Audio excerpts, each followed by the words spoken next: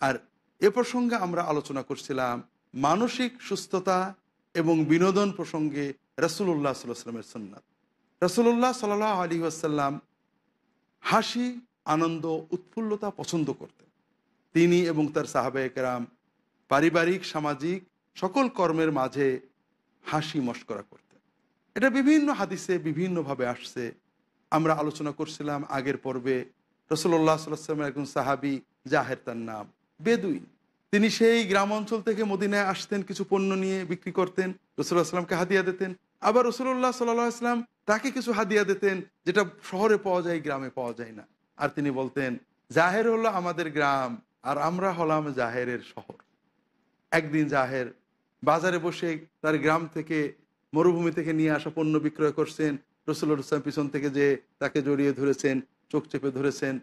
প্রথমে বিরক্ত হয়ে বলছে যে, আমাকে ছেড়ে দেন, কে আপনি? হঠাৎ বুঝে ফেলেছেন যে রাসূলুল্লাহ সাল্লাল্লাহু আলাইহি ওয়াসাল্লাম, আর কোনো কথা নেই। রাসূলুল্লাহ সাল্লাল্লাহু আলাইহি ওয়াসাল্লাম বুকের সাথে পিঠটা ঠেকিয়ে দিয়ে বসে আছেন। রাসূলুল্লাহ সাল্লাল্লাহু আলাইহি ওয়াসাল্লাম বলছেন, মান ইয়াশতারি হাযাল আবদ, এই দাসটাকে কিনবে কে? মশকরা করছে। তখন জাহের বলছেন, ইয়া রাসূলুল্লাহ, আমার দাম হবে না, সাতাজিদুনি কাছে দান, কেউ দাম দিয়ে কিনবে না, আমার কোনো মূল্য পাবেন না বাজারে। রাসূলুল্লাহ সাল্লাল্লাহু আলাইহি ওয়াসাল্লাম বলছেন যে, তুমি কিন্তু আল্লাহর কাছে কম মূল্যের নাও, ইন্নাকা ইনদাল্লাহি লাগাল, তুমি আল্লাহর কাছে খুব দামি। সম্মানিত দর্শক, এভাবে রাসূলুল্লাহ সাল্লাল্লাহু আলাইহি ওয়াসাল্লাম সাধারণ সাহাবীদের সাথে হাসি মশকরা করতেন। রাসূলুল্লাহ সাল্লাল্লাহু আলাইহি ওয়াসাল্লাম যে হাসি মশকরা পছন্দ করতেন, এটা সাহাবীরা বুঝে ফেলছিলেন।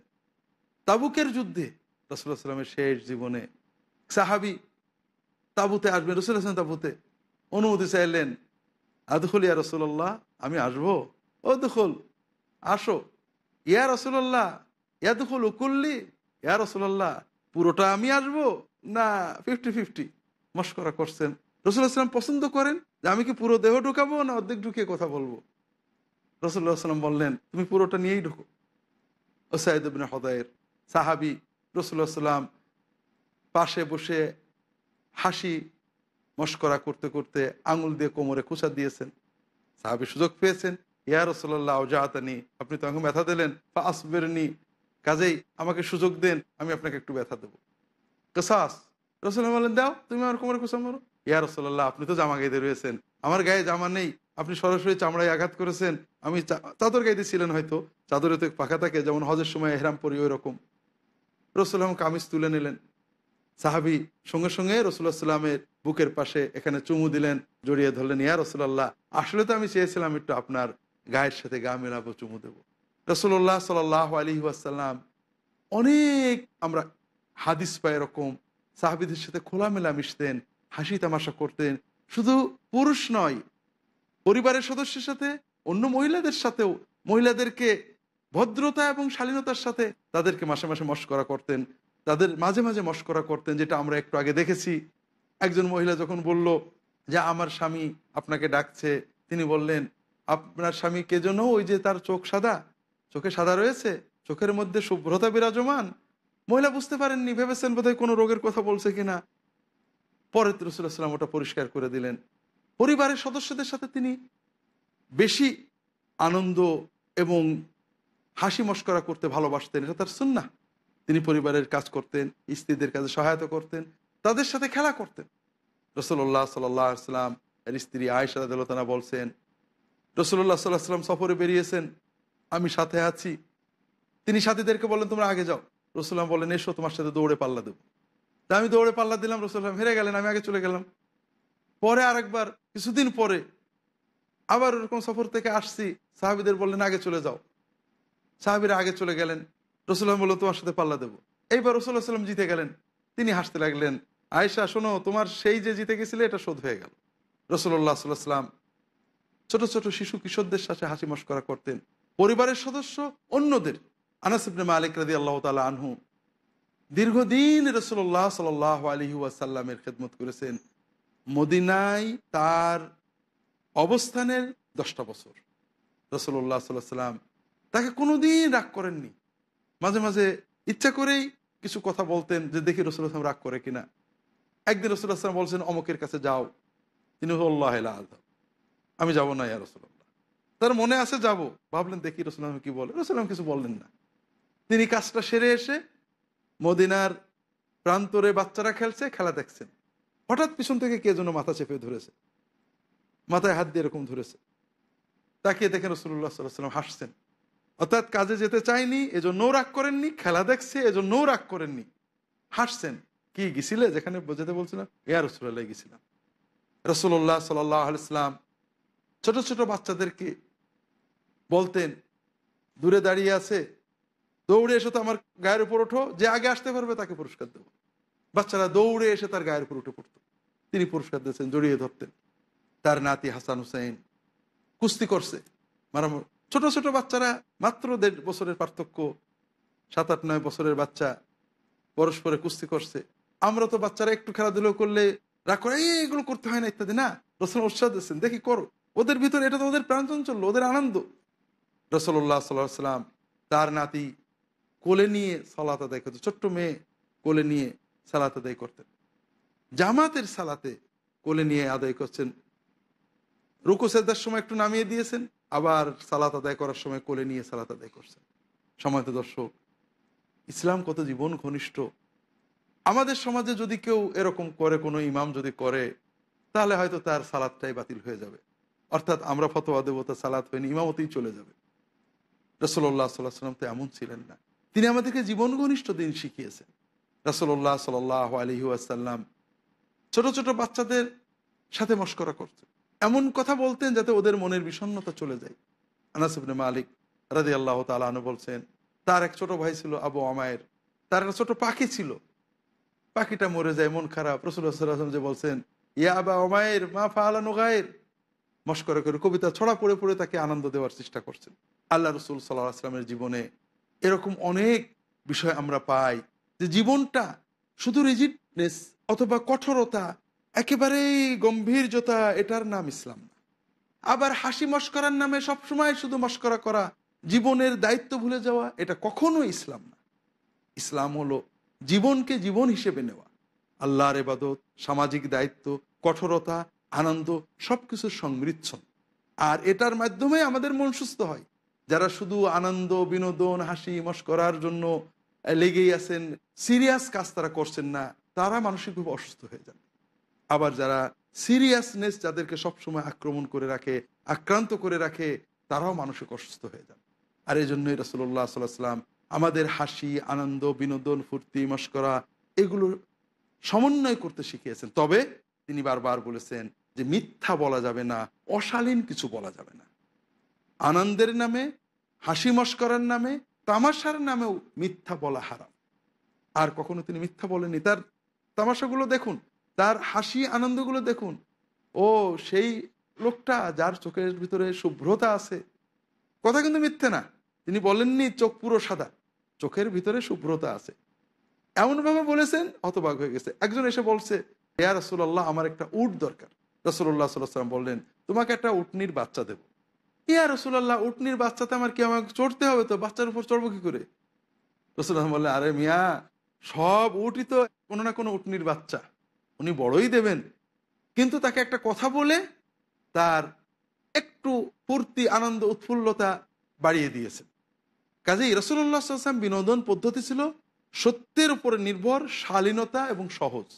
তিনি সুন্দর, নির্মল, সত্য নির্ভর হাসি আনন্দ পছন্দ করতেন, মাঝে মাঝে করতেন। বিশেষ করে আমরা যখন বুঝি যে এটা তার শেষ জীবন, যখন আমরা বার্ধক্যের কারণে অনেক সময় আনন্দ বিমুখ হয়ে যায়, তখনও তিনি পুরো আনন্দ এবং সাহাবীদেরকে আনন্দ দেওয়ার, শিশু কিশোর নারী পুরুষ সবার ভিতরেই একটা উৎফুল্লতার চেতনা ছড়িয়ে দেওয়ার ব্যবস্থা করেছেন। তিনি তার পরিবারের সদস্যদের বিনোদনের দিকে সচেতন থাকতেন। আয়েশা রাদিয়াল্লাহু তাআলা আনহা বলছেন, রাসূলুল্লাহ সাল্লাল্লাহু আলাইহি ওয়াসাল্লাম আমাকে বললেন, এই যে মসজিদে আফ্রিকান যুবকেরা খেলা করছে, তুমি কি দেখতে চাও? ইয়া রাসূলুল্লাহ, হ্যাঁ, তারা খেলা করছে, লাঠি খেলা জাতীয় শরীরচর্চামূলক খেলাধুলো ইত্যাদি। আয়েশা রাদিয়াল্লাহু তাআলা দেখতে ছিলেন। রাসূলুল্লাহ সাল্লাল্লাহু আলাইহি ওয়াসাল্লাম আড়াল করলেন, পর্দা করলেন, আড়াল থেকে পিছন থেকে আয়েশা রাদিয়াল্লাহু তাআলা খেলা দেখতে লাগলেন। আয়েশা বলছেন, আমি দেখছি রাসূলুল্লাহ দাঁড়িয়ে আছেন, যতক্ষণ আমি দেখে দেখে নিজেই বললাম যে আমি আর দেখবো না, ততক্ষণ উনি আমাকে বললেন, না হয়েছে অনেকক্ষণ, আর দেখো না। তিনি নিজে আপত্তি করলেন না।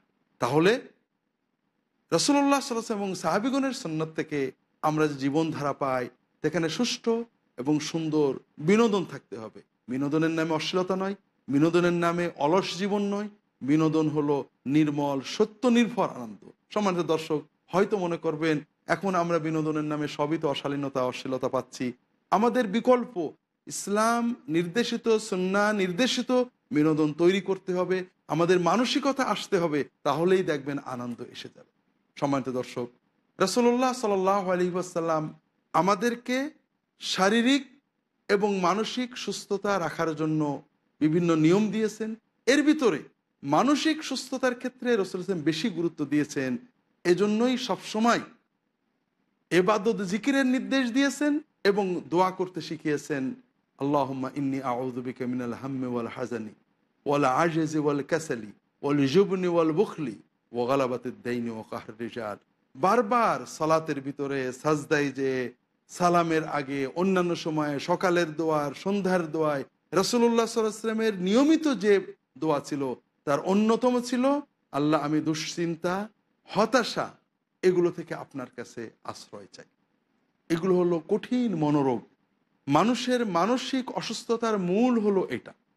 আর এটা মূলতই অধিকাংশ ক্ষেত্রে ভিত্তিহীন। কখনো কখনো মানুষের মস্তিষ্কের বা দেহের কোনো বৈকল্যের কারণেও এই ধরনের ডিপ্রেশন বা অসুস্থতা আসে। তো অধিকাংশ ক্ষেত্রেই এটা মানুষের অকারণ দুশ্চিন্তার ফল। হাদিস শরীফে দুটো বিষয় বলা হয়েছে। একটা হলো হাম, এটা সাধারণত ভবিষ্যৎকে নিয়ে মনের কষ্ট, দুশ্চিন্তা, অশান্তি। আর হলো হাজান বা হজন, এটার অর্থ অতীতকে নিয়ে মনে কষ্ট। দুটোই মনের কষ্ট, হতাশা, অবসাদ, দুশ্চিন্তা ইত্যাদি কেন্দ্রিক। একটা হলো ভবিষ্যৎ নিয়ে আর একটা অতীত নিয়ে। আর এই দুটো বিষয় থেকে আল্লাহ তাআলা আমাদেরকে আশ্রয় দেন, এটা রাসূলুল্লাহ সাল্লাল্লাহু আলাইহি ওয়াসাল্লাম বারবার প্রার্থনা করতেন, দোয়া করতেন। কেন? কারণ এ দুটো শয়তানের পাঠশালার প্রথম পাঠ। এটা থেকে রক্ষা পেতে মুমিনের অনেকগুলো কর্ম করতে হয়। তার প্রথম হলো আল্লাহ কোরআন কারিমে যেটা বলেছেন, আলা বিযিক্রিল্লাহি তাতমাইন্নুল কুলুব। আল্লাহর জিকিরেই তো অন্তর শান্ত পরিতৃপ্ত হয়। কাজেই বান্দা যখন আল্লাহর জিকির বেশি করবে, আল্লাহ রসুল সাল্লাল্লাহু আলাইহি ওয়াসাল্লামের শেখানো পদ্ধতিতে সুন্নাত পদ্ধতিতে সুন্নাত ইবাদত বেশি বেশি করবে, তখন তার অন্তর স্বভাবতই পরিতৃপ্ত হবে। দর্শক, বর্তমানে আধুনিক সভ্যতার সবচেয়ে বড় উপহার হলো টেনশন। আমরা সবাই উৎকণ্ঠাময় জীবনযাপন করি, কারণ আমাদের সম্পদ বিলাসিতা যত বাড়ছে উৎকণ্ঠাও তত বাড়ছে। বিভিন্ন কারণে আমরা উৎকণ্ঠাময় ভারী মন নিয়ে চলি। এই মন আমাদের আচরণকে প্রভাবিত করে। আমরা মানুষের সাথে খারাপ আচরণ করি। আর একটু শান্তি পাওয়ার জন্য আমরা কখনো ইয়োগা, যোগ, কখনো মেডিটেশন, ধ্যান ইত্যাদির কথা শুনে ছুটে চলে যাই। দর্শক, যারা ইসলামের জিকির, সালাত, দোয়া এগুলো পাননি, যারা উৎকৃষ্ট খাবারের সন্ধান পাননি, তারা পচা কোনো খাবার খেয়ে অন্তত ক্ষুধা নিবৃত্ত করবেন, এটা হতে পারে। কিন্তু মুমিন কিভাবে এই সমস্ত পচা খাদ্যের পিছনে ছোটে? দর্শক, ধ্যান হলো একটা নেতিবাচক বিষয়। কিছু না করে নীরবে বসে থাকা অথবা কোনো মিথ্যা কথা মনে কল্পনা করা। ইসলামে এগুলোর কোনো সমর্থন নেই। অনেক সময় আমরা মোরাকাবা বলতে ধ্যান বুঝি। মোরাকাবা শব্দটার অর্থ পর্যবেক্ষণ, কাউকে কন্ট্রোল করা, দেখা, খেয়াল রাখা, এটাকে বলে মোরাকাবা। রাকাবা, রেকাব, রেকাব মানে ঘাট, কারোর পিছন থেকে লক্ষ্য রাখাকে বলে মোরাকাবা। এক সময় মোরাকাবা শব্দটা কোরআন সুন্নাহর শব্দ না। এক সময় ওলামায়ে কেরাম আত্মসমালোচনা, আত্মপর্যবেক্ষণকে মোরাকাবা বলতেন। যেমন আমি ভালো করছি না খারাপ করছি এটা সবসময় খেয়াল রাখা, এবং প্রতিদিন কিছু সময় সারা দিনের কর্মের হিসাব নেওয়া, এটাকে কেউ মোরাকাবা বলতেন। মোরাকাবা অর্থ ধ্যান নয়। কোরআন কারিমে তাফাক্কুর শব্দটা বলা হয়েছে, হাদিস শরীফে তাফাক্কুর শব্দটা এসেছে। তাফাক্কুর মানে চিন্তা করা। আল্লাহ তাআলার গুণাবলী, আল্লাহর সৃষ্টি, আল্লাহর কোরআনের আয়াত এগুলো নিয়ে চিন্তা করা, এটা তাফাক্কুর। এটা ভালো, এটা ইবাদত। তবে ধ্যান নামে আমরা যেটা করি, এটা একটা সাময়িক নেতিবাচক কর্ম ছাড়া কিছুই নয়। আমাদের মনটা ভারী হয়ে আছে বিভিন্ন উৎকণ্ঠায়, আমি 1 ঘন্টার জন্য, আধা ঘন্টার জন্য অনবরত মিথ্যা কল্পনা করছি যে আমি ভালো আছি, আমি ভালো আছি, আমার চারিপাশে এটা আছে সেটা আছে। এর ফলে আমরা প্রথম একটু ফল পাই যে ১ ঘন্টা আধা ঘন্টা মিথ্যা কল্পনার কারণে সেই আধা ঘন্টা আমার ওই টেনশনগুলো মনে ঢুকতে পারেনি। আর এই মিথ্যা কল্পনা যখন মানুষ অনেকক্ষণ ধরে করে তখন তার মস্তিষ্কে এটাই সত্য মনে হয়, একটু প্রশান্তি পায়। মিথ্যার মাধ্যমে সাময়িক একটা সামান্য প্রশান্তি অর্জনের চেষ্টা করা হয়। এর বিপরীতে আল্লাহর জিকির ও দোয়া এটা কত মোবারক বরকতময় কাজ। আপনি ১ ঘন্টা মেডিটেশন অথবা এই জাতীয় কিছু করে যা অর্জন করবেন অতি সামান্য, আপনি যদি ১০ মিনিট আল্লাহর জিকির অথবা আল্লাহর কাছে দোয়া করেন, কোনো মিথ্যা লাগবে না। আপনি আল্লাহর নামগুলো তসবিহ তাহলিল সুন্নত জিকিরগুলো করছেন, আলহামদুলিল্লাহ, সুবহানাল্লাহ, আল্লাহু আকবার, অথবা সুন্নত পদে সালাত আদায় করছেন, সালাতের ভিতরে দোয়া করছেন, আল্লাহ তাআলার কাছে দোয়া করছেন। কোনো মিথ্যা না। আল্লাহর জিকির যতক্ষণ করবেন ততক্ষণ আপনার মনে প্রশান্তি আসতে থাকবে। আল্লাহর কাছে দোয়া করবেন, মনটা শান্তিতে ভরে যাবে, যে শান্তির পরে আর কোনো অশান্তি নেই। আর এজন্যই আল্লাহ তাআলা বলছেন, আলা বিযিক্রিল্লাহি তাতমাইন্নুল কুলুব, আল্লাহর জিকিরেই অন্তর শান্ত হয়। আর জিকিরের শ্রেষ্ঠ জিকির সালাত, নিয়মিত সালাত আদায় করা, সালাতটাকে প্রাণবন্ত করা, সালাতের মাধ্যমে আল্লাহর সর্বোচ্চ জিকির করা, এটাই হলো বান্দার মূল দায়িত্ব। আর এর মাধ্যমেই পূর্ণ শান্তি আছে। আল্লাহ রসুল সাল্লাল্লাহু আলাইহি ওয়াসাল্লাম বলছেন, আরেহনা ইয়া বেলাল, বেলাল সালাতের সময় এসে সালাত পড়ার ব্যবস্থা করো, আমাদের অন্তর একটু শান্তি পাক। কাজেই সালাতের মাধ্যমে অন্তরকে শান্ত করতে হবে। প্রতিদিন ৫ ওয়াক্ত সালাতে আমরা আল্লাহর কাছে প্রাণ খুলে দোয়া করব, মনের বোঝাটা আল্লাহর কাছে সুপর্দ করব, আল্লাহর সাহায্য চাইব, আমাদের অন্তর শান্ত হবে, উৎকণ্ঠা হতাশা চলে যাবে, মনোরোগগুলো দূর হয়ে যাবে। সম্মানিত দর্শক, এর পাশাপাশি কিছু বিষয় আছে যা আমাদেরকে হতাশা এবং উৎকণ্ঠা থেকে মুক্ত করতে পারে। আল্লাহ তাআলার কাছে আশ্রয় চাইতে হবে সবসময়। যে কারণে হতাশা উৎকণ্ঠা আসে সেই দরজাটা বন্ধ করতে হবে। সম্মানিত দর্শক, হতাশা উৎকণ্ঠা হলো শয়তানের পাঠশালার প্রথম পাঠ। আল্লাহ তাআলা কোরআন কারিমে বলেছেন, আশ-শায়তানু ইয়া'iদুকুমুল ফাকরা ওয়া ইয়া'মুরুকুম বিল ফাহশা ওয়াল্লাহু ইয়া'iদুকুম মাগফিরাতাম মিনহু ওয়া ফাদলা। আল্লাহ বলছেন, শয়তান তোমাদেরকে দুটো জিনিসের ওয়াদা করে, তোমাদের মনের ভিতরে দুটো জিনিস সবসময় আনে। একটা হলো তোমাদের গরিব হয়ে যাবে, দরিদ্র হয়ে যাবে, ভবিষ্যতে বিপদে পড়বে, এই জিনিসটা তোমাদের ভিতরে বারবার এনে দেয়। আর তোমাদেরকে অশ্লীলতার নির্দেশ দেয়। আর আল্লাহ তোমাদেরকে দুটো জিনিস বলছেন, একটা হলো আল্লাহ তোমাদেরকে ওয়াদা করছেন তিনি তোমাদের ক্ষমা করবেন আর তোমাদের মেহেরবানি দেবেন, বরকত দেবেন, কল্যাণ দেবেন। সম্মানিত দর্শক, এখানেই আমাদের হতাশা এবং মনোকষ্ট দুশ্চিন্তার সব ঔষধ রয়েছে। আমাদের যত মনোবেদনা, কোনোটা ভবিষ্যৎ নিয়ে আর কোনোটা অতীত নিয়ে, দুটোই মিথ্যা। ভবিষ্যৎ নিয়ে শয়তান বোঝাচ্ছে কালকে তোর এই ক্ষতি হতে পারে, পরশু এটা হতে পারে, এইটা না হলে তুই কি করবি।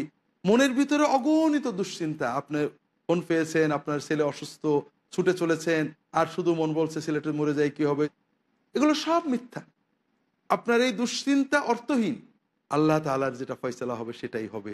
আপনি আল্লাহর কাছে দোয়া করতে পারেন, আপনি চেষ্টা করতে পারেন যে আল্লাহ তাআলা আমাদেরকে এতদিন ভালো রেখেছেন, সেই আল্লাহ কাল আমাকে ত্যাগ করে দেবেন। এই চিন্তা বান্দা কেন করবে? এই জন্যই তো হাদিস রয়েছে, হসনুল দন্নে বিল্লাহি মিন হুসনিল ইবাদা, আল্লাহ তাআলার প্রতি ভালো ধারণা পোষণ করা এটা অন্যতম ইবাদত। এ বিষয়ে অন্য সহিহ হাদিসে আল্লাহ রাসূল সাল্লাল্লাহু আলাইহি ওয়াসাল্লাম বলছেন, আল্লাহ তাআলা বলেছেন, আনা ইনদা যন্নে আবদি বি। রাসূলুল্লাহ সাল্লাল্লাহু আলাইহি ওয়াসাল্লাম বলছেন, আল্লাহ বলেছেন আমার বান্দা আমার ব্যাপারে যেরূপ ধারণা করবে আমাকে তেমনই পাবে।